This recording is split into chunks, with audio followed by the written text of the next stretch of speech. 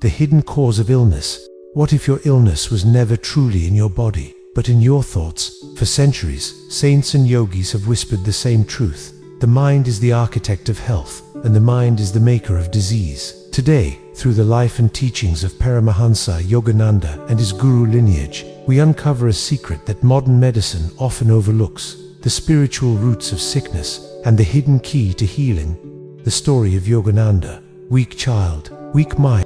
As a child, Yogananda was frail. His digestion was weak, his body often sickly. One day, in a tone of frustration, he asked his guru, Sri Yukteswar, "Why was I born with such weakness? Why do I always fall ill?" Yukteswar looked into his disciple's eyes with compassion, and yet with firmness. He replied, "It is your thoughts, your belief in weakness, that creates weakness. A man is what he thinks he is. When you hold on to thoughts of fragility, the body obeys the command of the mind." This was the first time Yogananda began to realize the sickness was not simply of the body, but of thought.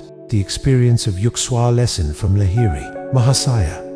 But even the guru himself had once faced the same struggle. In his youth, Yukteswar was struck with a severe case of typhoid. His body was feverish, his strength gone. In despair, he went to his master, Lahiri Mahasaya. The saint did not give him medicine. Instead, Lahiri spoke with quiet authority. "You are well. Believe in your health, and your body will obey."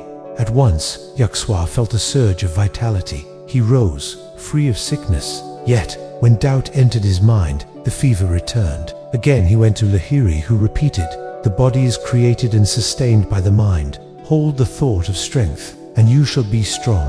This moment carved a permanent truth into Yukteswar's heart. Faith and thought governed the body more than any physical substance. Philosophy. The body as the extension of the mind. From these stories comes a profound philosophy. The body is an extension of the mind. The mind itself is a ray of the infinite consciousness of God. When our thoughts are weak, negative, or filled with fear, the body follows, collapsing under their weight. But when thoughts are strong, luminous, and anchored in faith, not only the body but the will and the life force are magnified. This is why the masters have said, "You are not the victim of the body. The body is the servant of the mind."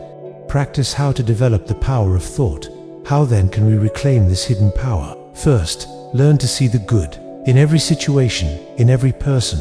Focus on the light rather than the shadow. Negativity corrodes the tissues of the mind before it ever touches the body. Second, become aware of your thoughts. Do not let them pass unnoticed. In meditation, you observe each rising wave of the mind, and you learn to nurture only the thoughts that uplift, while dissolving those that weaken. Third, develop concentration. The mind is easily distracted, but with practice, you can anchor it to a single powerful idea. Repeat silently, with deep feeling, "I am the master of my mind. Nothing can disturb me."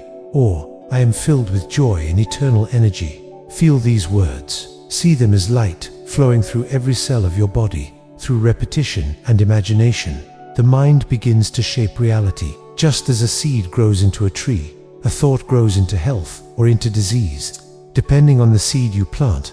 Final lesson. Faith is the greatest medicine. In time, Yogananda followed his guru's counsel. He ceased to dwell on weakness. He affirmed strength, and slowly his body responded. The sickness vanished and vitality returned. Later, he would tell his disciples, "The greatest medicine is faith. Faith in God, faith in yourself. The body is born of thought. Thought can heal it if it is pure and unwavering."